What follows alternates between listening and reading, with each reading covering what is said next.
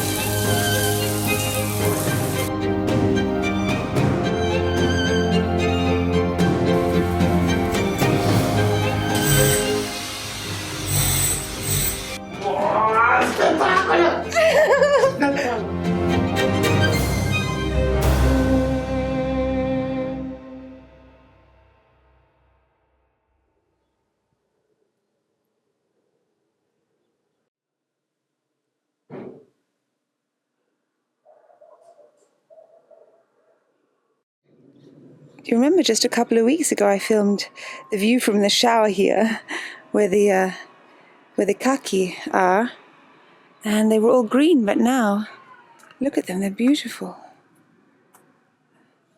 And they're so good for you, apparently. Full of antioxidants.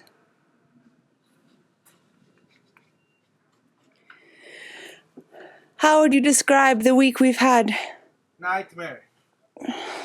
But we are surviving, and I suppose this is what one needs to learn is surviving difficult times, not doing well when it's easy. Mamma mia, I think I'm going to have to make another batch of gazpacho. Look, wow! Allora arriva. Ma guarda qua! Sono impazziti, guarda qua. See, tiny bit of rain and they just... 6, 7, 8. I'm so tired. But it's not just me. You're also tired, no, More? We arrived because the thing that you guys never see is that we do this commute from the place in Florence to here, and I have to say, none of these are real problems. Everything I'm about to say in this video, it's not a real problem. However, it's called Renovating a Ruin. You want to see the reality of renovating, and I think a lot of you who have renovated, particularly those who have renovated in Italy, understand that it's cathartic just to share the obstacles that come up, and it's by no means saying that you have to feel sorry for us or whatever. Of course not. We're lucky to have a house to renovate. We're lucky in so many ways. Last night, we got back here at, I don't know, midnight, 1 a.m. and then we get up early every morning. We've been commuting basically every 7 or 10 days for about 2 years, every single week. So it means packing up the fridge, packing up my film equipment. I take my iMac that isn't, because the laptop's not powerful enough to do the filming I do. So it's a lot when you're living between two places, but I think we have to be on site because it's just crucial to make sure the works are going well, and then we have to be in Florence, sometimes for Guido's work, sometimes for appointments for the pregnancy. So I'm now in my 9th month of pregnancy, and it's getting close, but not that close. I feel good, but I don't know. I feel like the fatigue has come back, but I don't know if that's just because of our lifestyle rather than the pregnancy, because also Guido says he feels just distrutto, destroyed, as you say in Italian. Last week, I think, was a real low point. Would you agree, my love? Yeah, very difficult. It was a low point of in every sense. Oh, forgive me if I'm not coherent. I'm just struggling to arrange my thoughts and articulate them. And Manaja, I thought it had cooled down, but it's actually still quite warm. And That's very handy because we don't have the heating yet. Yeah, but we don't have air conditioning either. I keep rushing around trying to cover things, but they don't tell me when they're about to make a mess, and then consequently you just find surfaces completely covered in dust, and I would have put all this away.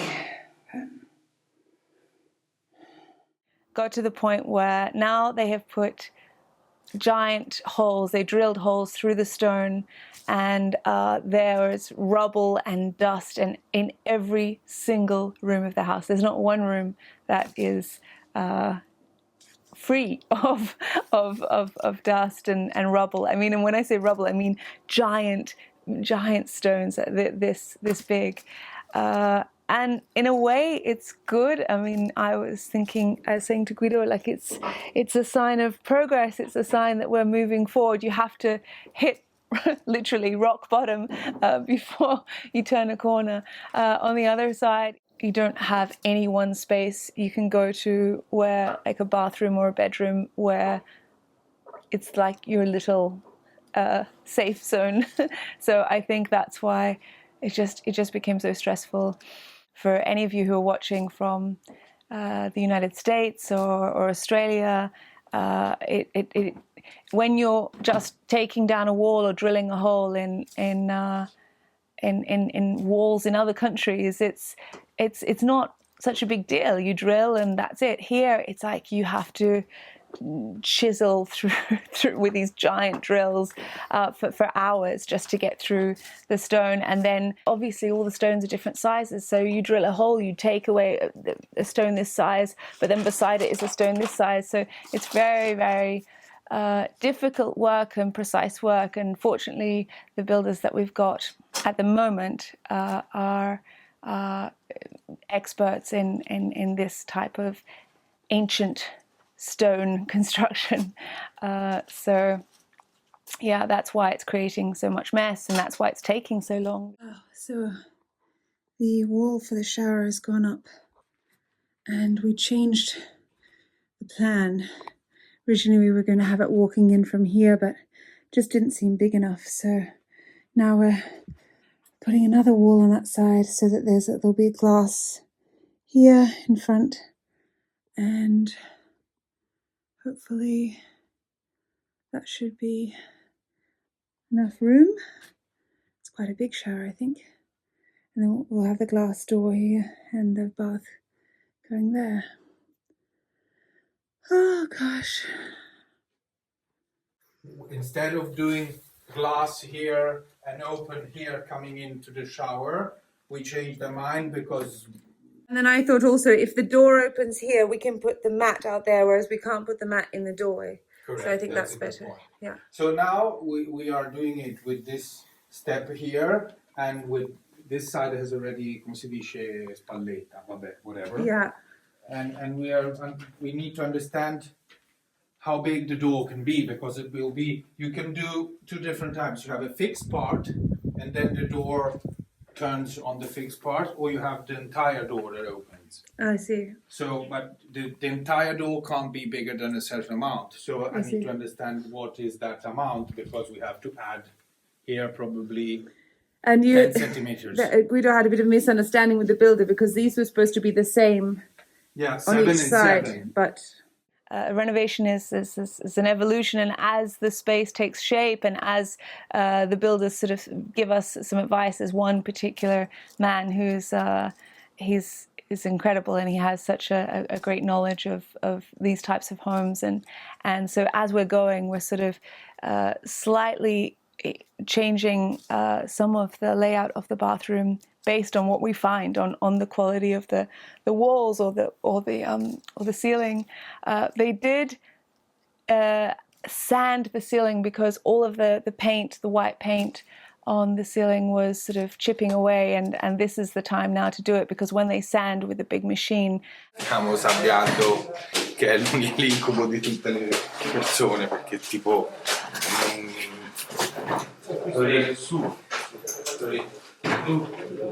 Is that going to contain the dust? No.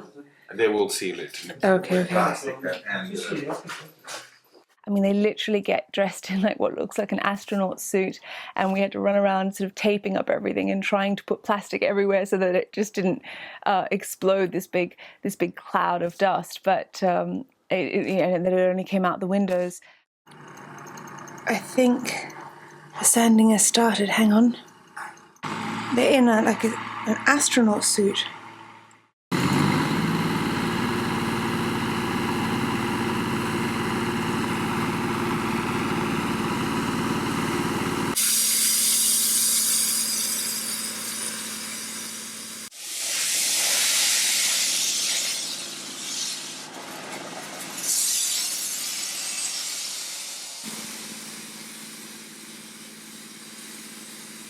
And then we have to decide whether we repaint it white or whether we just keep the travi, the beams, and the terracotta ceiling bricks. So tell me what you think. I mean, it's not. I suppose you get quite an accurate idea, because I guess they need to be cleaned yet, or even varnished. I guess the beams could be varnished.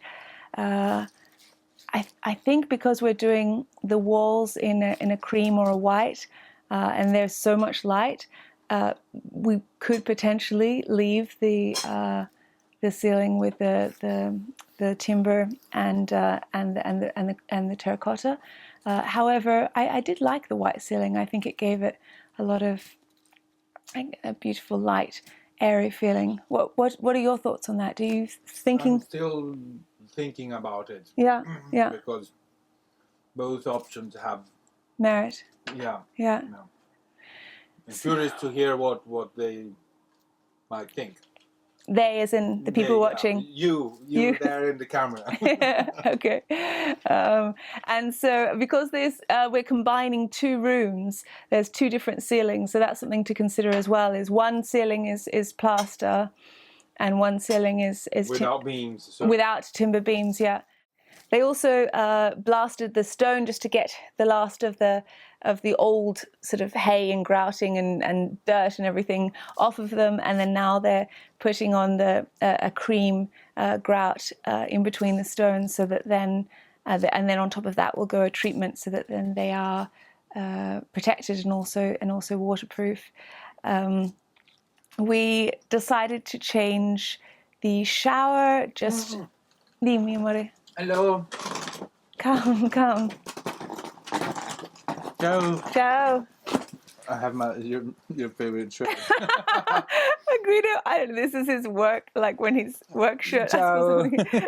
And so you'll think he's only ever wearing his yellow shirt. Interesting, because when they sanded the stones in the wall, the builder told me that he could recognize that the builder that did one wall was right-handed and the other one was left-handed. Really? From how the stones were put. Really? Yeah. Oh, that's so fascinating. And I was like, why? Because you can see that when they start from one side and then finish on the other. So one side is more neat, and then how it finishes. So one was from left to right, and the other one was from right to left. Well, and they're so beautiful too, the border of the... That's all you have to say. No, resta. That's interesting. No, and then, okay. Back to lunch. He's going back to lunch. Yeah, but they've sort of put a border of plaster up above, because that's where they had to put pipes and electrical cords and everything, all the rest of it. So it's just too hard to to work with the stone in those places. So we've put plaster along there and just kept the stone where we can. The hexagonal terracotta tiles arrived, and they look beautiful, but they're not going down yet until they've finished all the grouting and everything, and all the walls. What else has happened? The sink. Chiami direttamente l'elicottero per farmi venire a prendere. Yeah, the sink was a big step forward. It's quite exciting. I mean, it's been sitting there in the driveway for so long. I was so worried someone would crash into it. Yeah, and it's so beautiful. You know, the secondhand. Do you remember the secondhand sink that we found? And it's the double sink. It's so heavy that they couldn't, even with all these men, they couldn't carry it up the stairs. So we had to get this big tractor or forklift.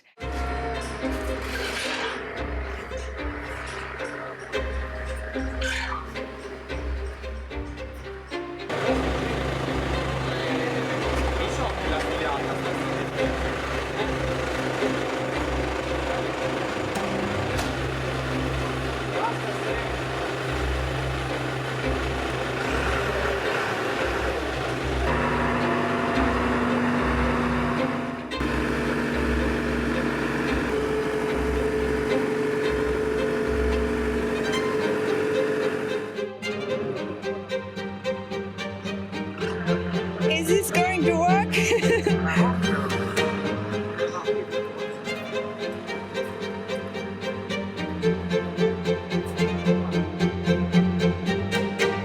Oh dear.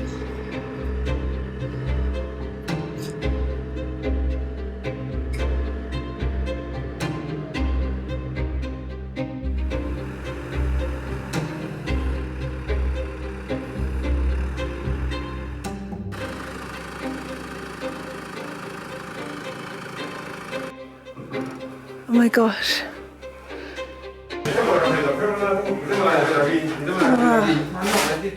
Misura era di te, quindi... Non era affari, Oh no. Jimmy! Volete? Non era affari, io devo preso da tamburino. Questo punto qui dovete prendere. Questo è qua. È fuori. Questo è fuori.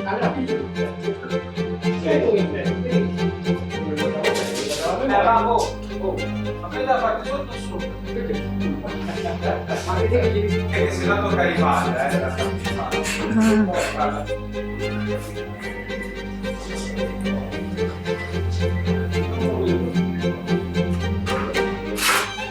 no, questo qua qui. No, non vuol dito!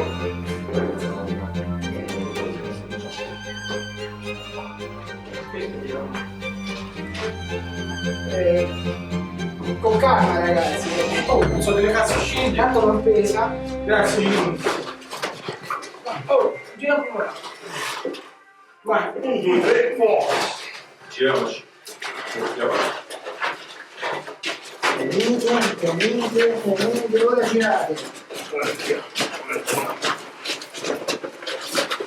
Mamma mia. Mani sotto, levatele. Ehi, aspetta, appoggia, va bene, appoggia, va bene, basta. Mingi. No, sei storto. Ah no, Ora sei storto. È un braccio. Bravissimi! È sempre stato. Ora la fa nuova però. Anche lì Quello perfetto. Allora, riveda, dice che piano. Perché che vedo? Che ha arcuato lui nei disegni che gli hanno fatto questi qui. Questi disegni qui sono fatti un po' così.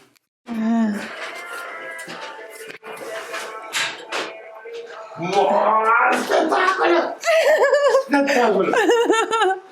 Quindi cosa non ci metti? Qui sì, qualcosa... Qua ci vanno le mattonelle, qui Guido. Qui sopra ci vanno le mattonelle? Sì. Sì. Solo frontale o anche qui? No, solo frontale. No. No, devi staccare la spina. No, deve alzare. No, che se ha beccato lui, non è che fai un cazzo. Bello mio. Senza No. niente fare dietro. Dietro è... È bellissimo, no? avesse a mordere, come dicono Ora, Firenze. praticamente tutti e due, perché ora... Yeah, we got that in, and it feels quite momentous because, it's like, it's so long ago that I was searching for and sourcing all these materials and these details of the bathroom. Speaking of details, money's running or / has run out. So I don't think we can afford now to do the whole bath in the hand-painted tiles that we all fell in love with. I know you fell in love with, we did as well. It's just prohibitively expensive. We found this artisan through this woman we're working with, who, she stocks bathroom supplies and she has contacts all over Italy, and she found this man who could do it for half the price, and he sent us a sample, and it was all going well and everything was all set, and we placed the order and we were all ready to pay, and then he disappeared. He just disappeared. He doesn't return her phone calls anymore. She said she doesn't know what happened to him, and it's this sort of thing keeps happening. And in fact, this woman said they have her and her husband have a hardware store in a local village near here, and she deals with. I mean, she sources taps and toilets and shower doors and brass and tiles and all kinds of things all over Italy. And she said, what did she say? Oh, she's worked for 30 years or 40 years. In this industry, in building and sourcing materials in Italy, and she said it has never been as hard as it has been this year. She said, so I think some people will say, oh, we've renovated in Italy and it's not been so bad, but this woman has said, no, she said this year is different. It's because of so many reasons, because you order materials and they just don't come, because the prices have tripled. I mean, it's not being hyperbolic. I mean, they truly have tripled, because the people, as we've spoken about before, the builders have so much work and they've been inundated, and so everyone.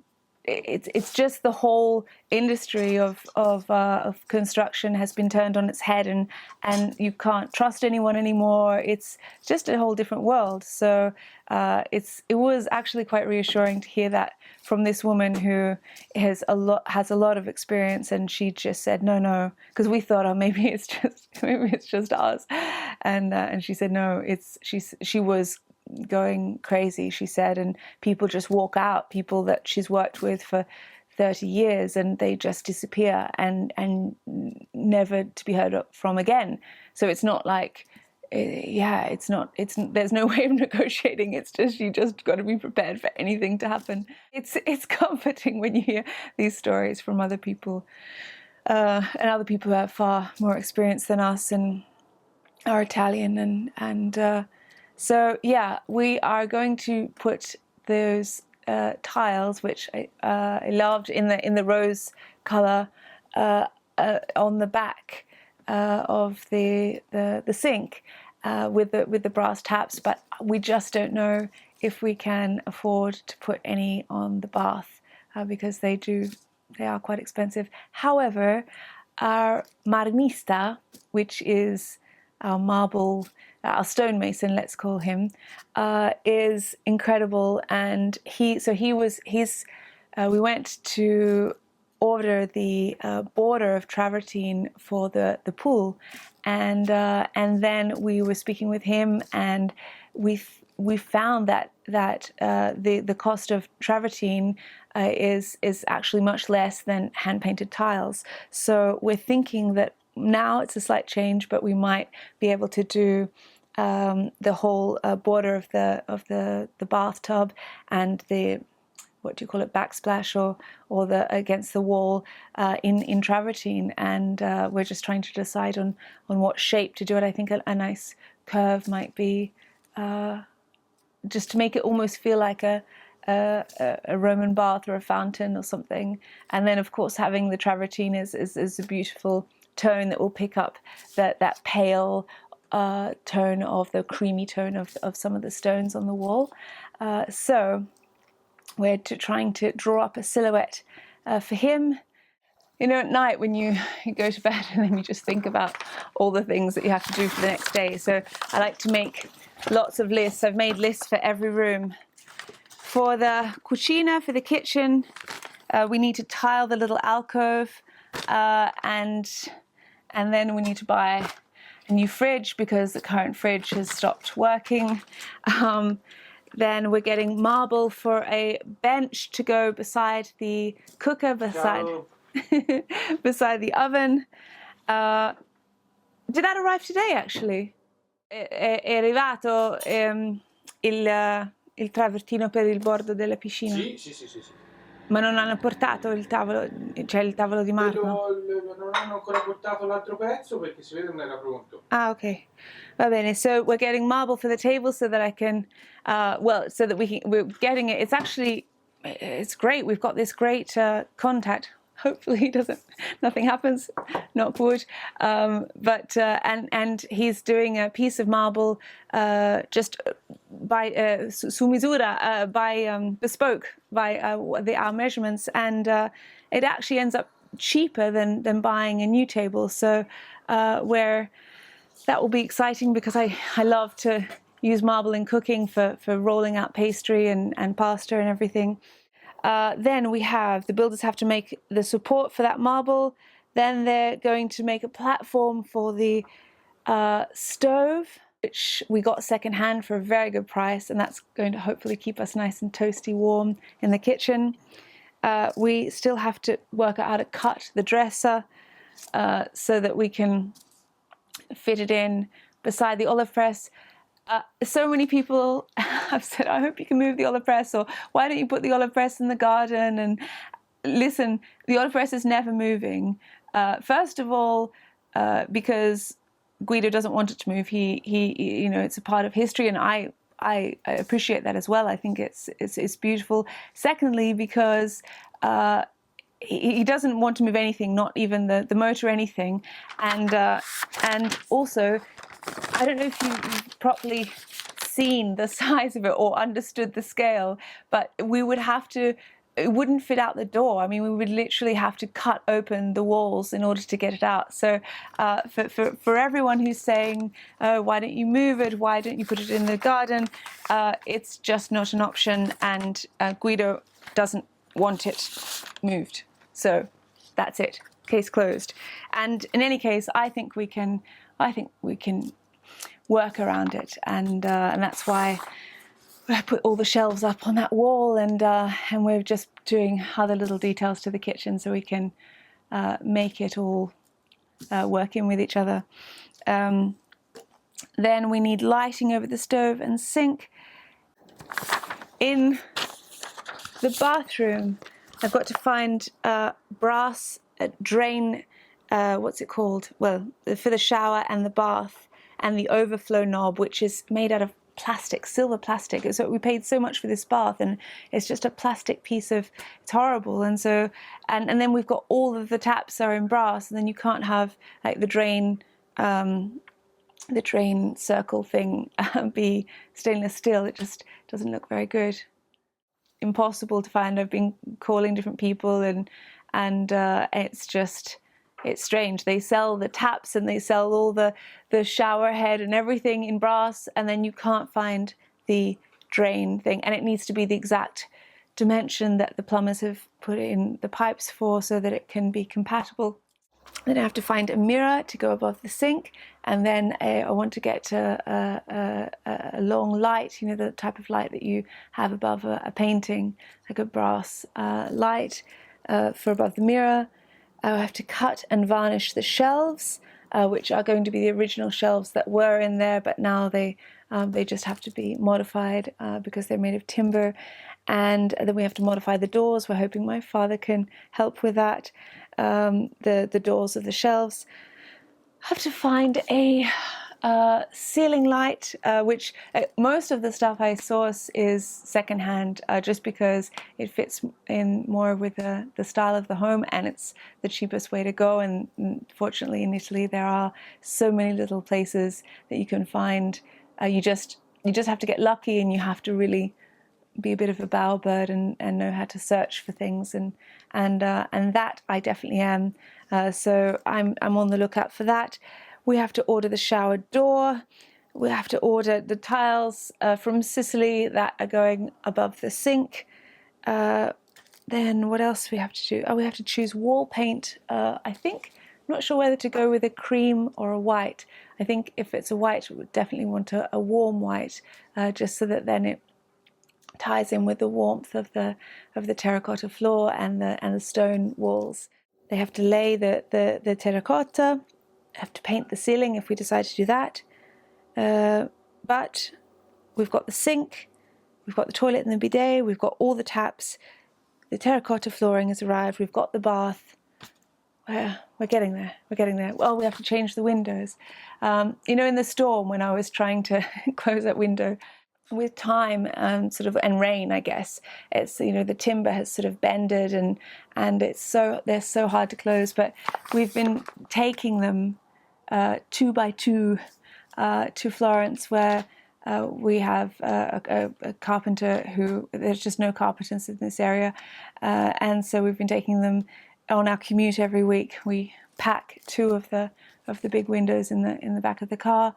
And we've been taking them because obviously we're going to all this trouble to install the split, they're called, the air conditioning, heating, and if all of the air is escaping from the windows, it's pointless. So we've been slowly going through each window of the house and replacing the glass, and then also he's been redoing the border of timber that was just completely decayed, and it lets through so much. I mean, in winter it's almost like having the windows open because so much cold air just gets through. So we're slowly getting that done, and then for our bedroom,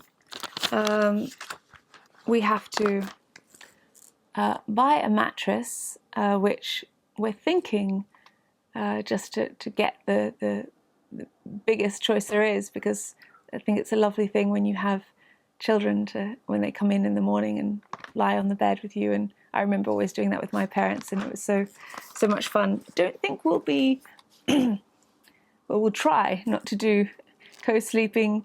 We'll see what happens, but yeah, my parents never did co-sleeping, and they said it, you know, it was really worked well, and we would just come in the morning to cuddle and tell our parents about our dreams and everything like that. So however, we were going to use, to save some money so that we don't have to buy a bed frame, we're going to use these 2 beautiful wrought iron beds, single beds, and just put them together. And I think you may have seen them before. They're in the yellow room, and they're just gorgeous. And I think if we could just put one big mattress on top, perhaps that could suffice, and be a beautiful and economical way to not have to buy a bed frame as well. Then we still have to build a wardrobe, which my father has kindly said that he might be able to do, just so that we've got hanging space. And we've got these big wardrobes in Italy, these freestanding sort of antique wardrobes, but they take up so much room, and they not always so efficient with space, and so we just need to work out how to perhaps build without it taking over the room, a big long wardrobe for both of us that doesn't look too modern. Perhaps we could use some old doors from the barn that we've got and try and make it feel, or a curtain, a beautiful sort of heavy linen curtain but I don't know, will that look a bit makeshift? I don't know. Anyway, it's so far down the track. We've got so far to go until we get to our bedroom. But then an armchair. Many of you were saying when I just showed you a peek of the blue room that will be the nursery, about needing an armchair. Yes. Again, so I was looking for a nice classic white armchair, with big armrests, because I think if you're breastfeeding, that might be quite comfortable to be able to rest your arms or to rest the baby or something. And oh my gosh, they're so expensive. I mean, sort of $600, $700 or euro for just one armchair. And of course, I mean, I'm sure they're made well and everything, and perhaps it's normal, but it just seems so much money for one chair. And then a lot of people I've seen have these these special chairs that are motorized and rock and everything for when you're breastfeeding, but I don't think we can afford that. So what I'm thinking I might do is I've got the lovely comfy armchairs that are just packed away in the barn, but they're not very nice colors, and I think it might be just cheaper for me to sew a nice white or cream linen cover that I can just take off and wash easily, and that could be a bit complicated, but cheaper than reupholstering for sure, and cheaper than buying an armchair outright. And then I'm not sure whether to put that armchair in our bedroom or in the nursery, or I don't know. Those who have breastfed, did you tend to breastfeed in the bedroom, or did it wake your partner up? Because that's the issue. Is perhaps it might be better to keep it in the nursery so that I can just go in there and not wake up Guido every time that I'm getting up. And then we need a rug for the bedroom, and bedside tables and bedside lamps, and I just trying to source all these things. Ci sta, no? Ci devo passare questo. Sì. Ci devo passare quest'altro. Questo bisogna fargli le foto però. This is our old bedroom, or I guess still our current bedroom. I would say that it's still a bedroom until the other one is not done. Yeah, exactly. But right now, I mean, we didn't sleep here last night. We slept basically on the floor in another room. But yeah, they made a big mess here, but it had to go up the wall. Why did it have to go up the wall, mate? Because anyway we had to bring up the hot water to go to the old bathrooms. Ah, yes, so that's the hot right. water That's is right. going from downstairs, passing here, going with the copper, and then he goes back there and it goes in the bathroom. Okay. Yeah. I have tried to film this many times, but I'm so sleepy that I literally couldn't construct sentences. However, I'm much more comfortable here on the couch, so if you don't mind, I'll just talk to you like this, have a little chat. I wanted to just speak about the reality of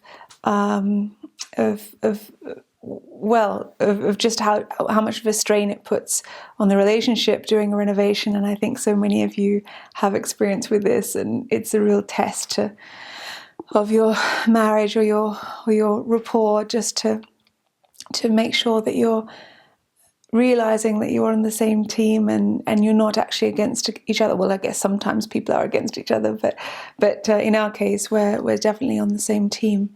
And I sort of hesitated because I don't want to make it sound like I'm complaining at all, because my gosh, for one, we're lucky to even have a house to renovate. We're lucky to be doing it in a country like Italy, and we're lucky to have each other and to be planning a future with a healthy baby.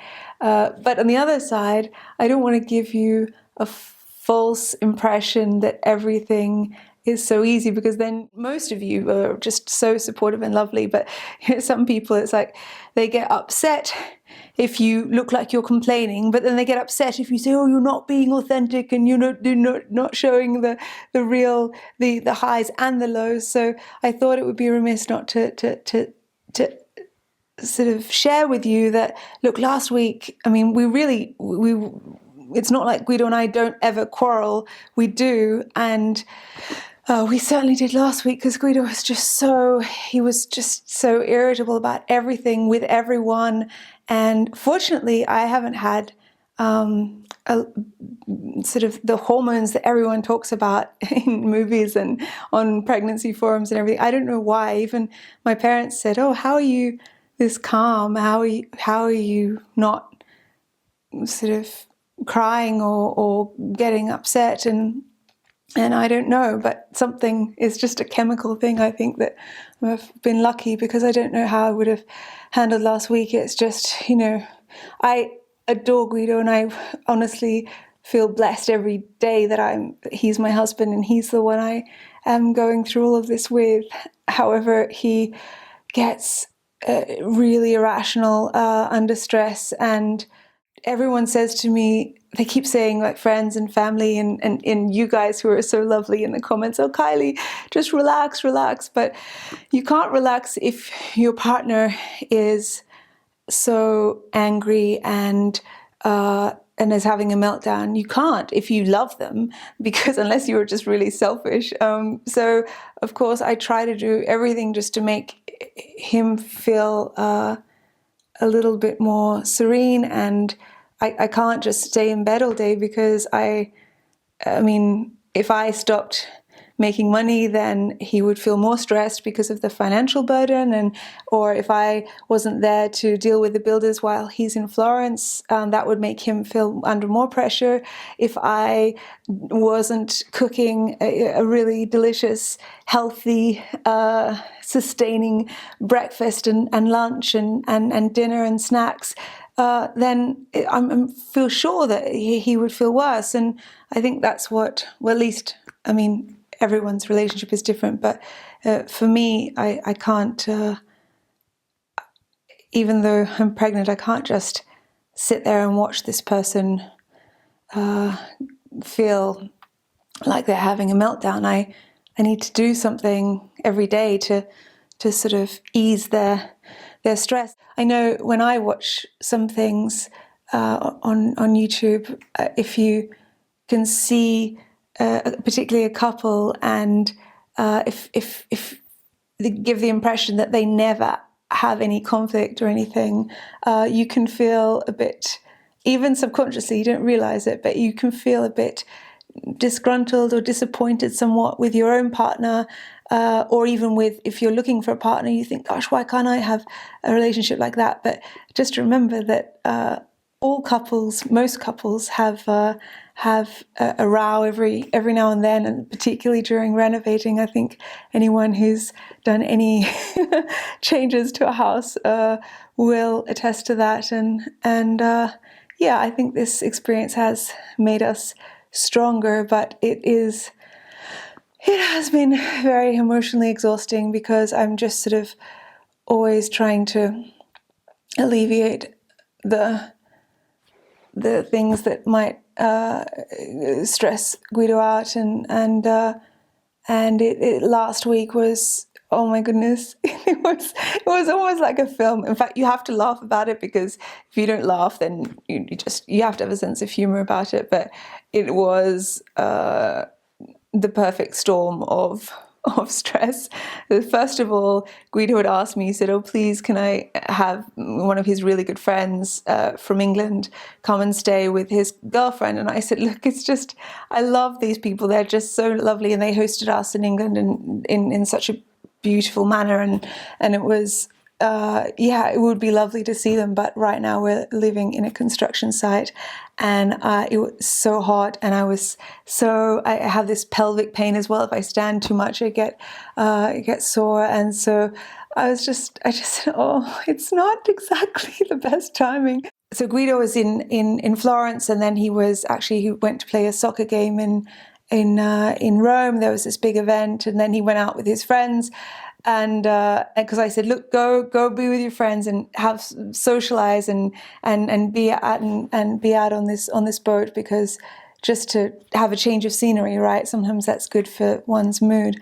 But then I stayed here with my parents, just trying to clean up madly, because I do have to say part of it's my fault, because it's in my nature that if I host guests, I want to offer them a clean room. I want to cook for them, because we're a bit isolated here, and I wouldn't just send them out to a restaurant, and we couldn't go out to a restaurant with them, or we couldn't take them out anywhere because we have to be on site. So I really wanted to cook for them, but it was just so exhausting, because just the lead up. I mean, when they were here, it was lovely, but just trying to, you can't imagine. I mean, the kitchen was such a mess. There was cement everywhere. The entire table where I prepare food was just covered in furniture and electrical wires and all different types of things. And then all the cabinets and everything. I mean, fortunately, my parents, it was the last couple of days before my parents went to visit my sister in Spain, and they did help me, and they're just incredible. They're exhausted too from jet lag and everything, still recovering. But they were super helpful, and we scrubbed all this area of the guest room where we could host these friends. And then I tried to make all these dishes that were just already prepared, so I wouldn't have to be cooking while they were here. So I thought to myself, right, I'm going to make it so hot. I'm going to do this, I had this first course, main course, and a dessert, and I had them all planned so that they would be cool, but they needed things that needed to set in the fridge. And so I went to the fridge and it had all iced over. So I had to defrost the fridge and try and then get out all the ice. And then when we finally did that, then the fridge wouldn't turn on again. So you can imagine I've got guests coming. There's no fridge. It's a construction site. We've got plumbers, electricians, builders, and carpenters. There were certain tradesmen that had come from Florence because we couldn't get anyone around here, so they are staying the night as well. So we're hosting all of them. It was like a hotel basically. But then, and everyone, all the builders are walking through every room with just cement on their boots, and it's, oh my goodness, it was crazy. And then at a certain point, the builders say to me, "Oh, can we put our stuff in the fridge? Some of our stuff." And I just said, well, first of all, the fridge isn't working. And then the last time they asked to put stuff in the fridge, I'll tell you this little story. They found this hare on the road that had been killed. And so, of course, as Tuscans want to do, they, waste not, want not, and they see a bloody hare, this animal, killed on the road. So they picked it up and brought it here, and they put it in the fridge. And I had just made a 3-tier chocolate cake, and the icing and everything needs to set in the fridge. So I had it in the fridge, and I went to check on my cake and I was like, what is this? And I could see something red dripping all over my cake. And then I could see an ear. I saw a furry ear. And I was like, what the heck is in here? And they had stuffed the hare, just a bloody hare, basically, on the top tray of the top shelf of the fridge, and then it had leaked blood all down through the fridge. And I just that was things like this. I mean, I'm laughing about it because it's only in Tuscany would you find the builders stuffing a wild animal into your fridge on top of your 3-tier chocolate cake. But little things, little obstacles like this, one is not prepared for when you're about to have guests and you're trying to minimize the time that you're standing up because you're pregnant. And so anyway, all these things were going on. And then after that, and then Guido ended up staying out the whole day and night with his friends, and they were drinking quite heavily. So then he came back hungover, and the next day, and he makes people even more irritable, as you might know, because at that point they hadn't drilled into the green bathroom, the one that I renovated. And so I got to the end of the day and my legs were just aching, but I felt really proud because I thought, oh gosh, we've done it. We've made up this lovely, well, it wasn't lovely, but it was decent, this room for the guests, and I'd managed to make up the beds for the plumbers and the tradesmen, and I'd managed to film and to edit. And by the way, every half hour, the electricity goes off, and so I lose all my edit. And oh my goodness, and then I forgot to tell you. And then I broke my phone, so I dropped it, and there's no Apple Store anywhere around here, so you have to go to Florence, so there's nothing I could do about it. And then we lost Wi-Fi on the whole of the property for basically this whole past 2 weeks or something. So it's quite hard to try and source materials when you don't have, because I've just been calling people constantly and emailing them and texting them even on WhatsApp, and then you lose your all means of communication, and it just exacerbated things. So my mother said, at the end of the day, we felt really good because we'd tidied these things up, and we just got their bedroom and the kitchen. That's all I needed. My parents had helped me clean just a little corner of the house for these guests, and then my mother said, just go on, why don't you have a nice warm bath and just relax, and it will ease your back and your legs. And so I said, yes, this is a perfect idea. I love baths, as you guys know, and I thought I could just calm myself and it will just be so beautiful. But my legs were so tired that I thought I'll hop into the bath while it's filling up, because I just thought I needed to sit down. And so I even lit some candles, and I had my favorite podcast that I was just going to listen to, and I'm just no sooner have I sat down in the bath and it's just filling up over my legs, but then it was still filling up with the hot water, and all of a sudden the hot water tap exploded off, like it just catapulted across the room, hit the wall, and boiling hot water was shooting onto my chest, and I didn't know how to stop it. And then I had my phone charger. It was just it was attached to the electrical socket, and it had draped onto the floor. Now the shooting water, I'll insert a video so you can see. Gosh.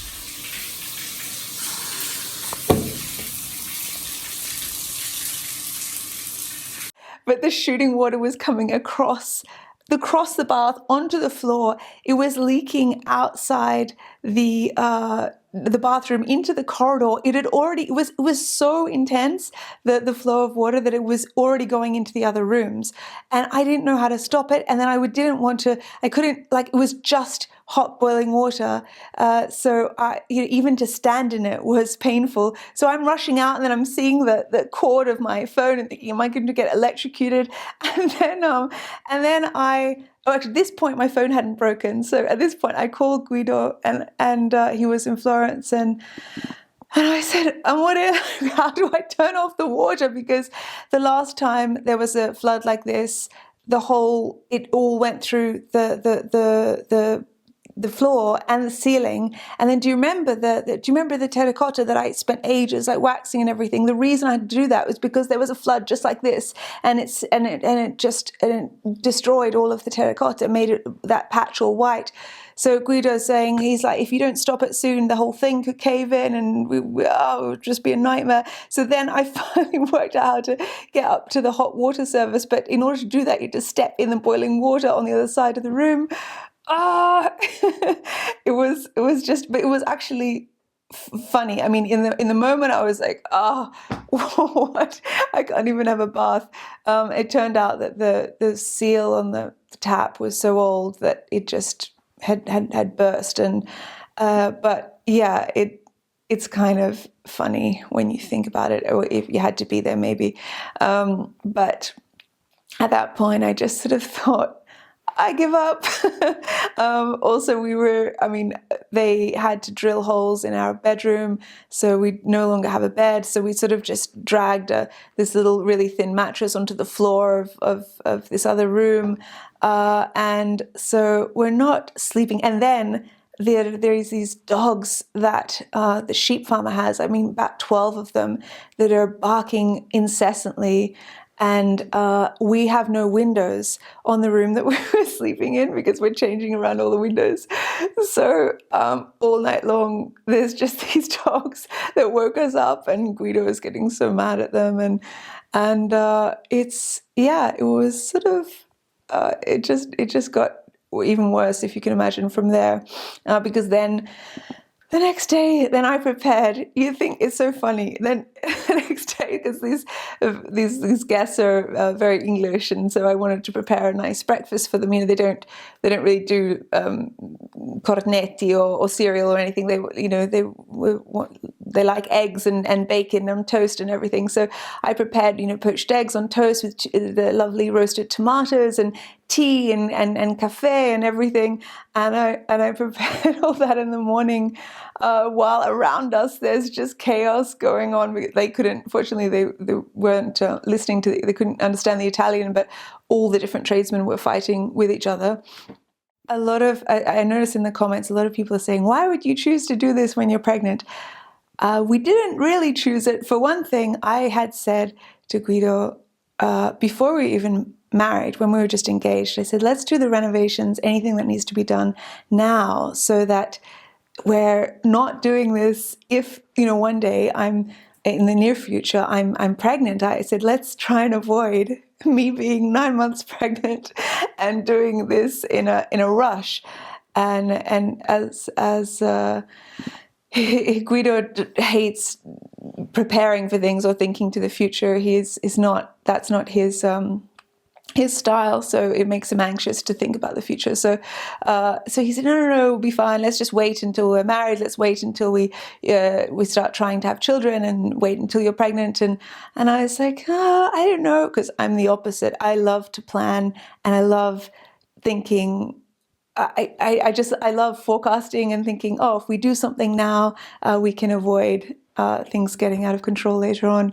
But it wasn't his fault about the builder and the plumber just walking out on the job. So theoretically, we should have been doing all this a year ago. And Guido said, it'll be done by Christmas. And then obviously, Christmas last year. So the plan was never to do any of this while I was pregnant. And then with the pool, the permits that we applied for several years ago, you have to construct the pool within a certain time limit, or else all the money that you've paid for the permits is void. So you have to start again with the permits. So that's the reason that we started doing the pool. We certainly weren't trying to do it in time for summer. We just needed to start it because that's what the permits necessitate. So yeah, it was never the intention to just have all these things going on. And then the other thing is, we're kind of at the mercy of the availability of these builders, and because everyone has so much work, we just had to take them when they could come, and this is when they could come, and now that they're here, we feel so grateful that we've got really good builders. And it's always like this. You always have these periods where you think, this is crazy. How can we live like this? But ultimately, it'll be a good story, and we're making a home where we're really making this into a home that will function and that will be comfortable, keep us warm and keep us cool, and we'll be able to fill it with family and friends, and so you just have to keep your eye on the goal and say, look, this is really not it's not a dire situation, it's just a bit of discomfort. So yeah. However, I'm trying to sleep and nap during the day as much as I can, because everyone tells you that the labor is like this marathon that you need to have a really well-rested body for. So yes, I'm doing the best I can.